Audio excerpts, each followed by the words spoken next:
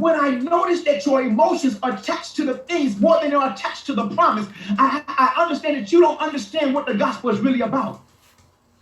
Because the truth is, and Paul do, come on, can we get this? Paul, this brother is about to go to prison. And the prisons back then, they not like no prisons today. Paul was shipwrecked. Paul was beat, falsely accused.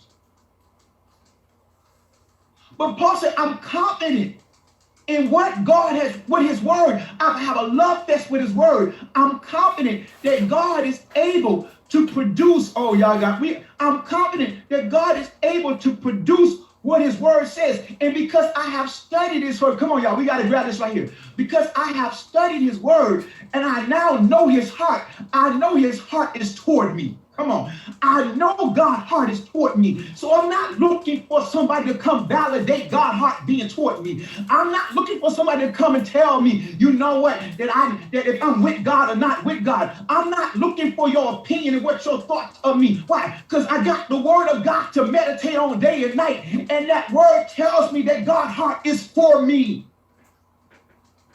And when God's heart is for you, it's a heart of love. And even in that love, he will correct you. And even in that heart of love, he will bring you into order. Because people need to see his heart. They need to see his heart in your heart.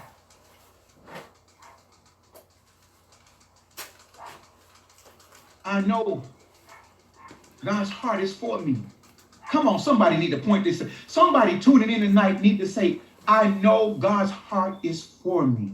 You know, in a relationship, the most painful thing in a relationship is to be with someone and you don't believe their heart is really towards you. Think about it. To be in a relationship, and let me tell you, the heart has three components. I know God's heart. What am I saying when I say God, I know God's heart's for me? The three components. The three components of a heart is your intellect, how you think. I know God's thoughts. Or even the angels say, who is man that God has thought? Oh, man. The angels say, who is God? Who is man that God thinks so fondly of him? Who is man that God's thoughts are toward him?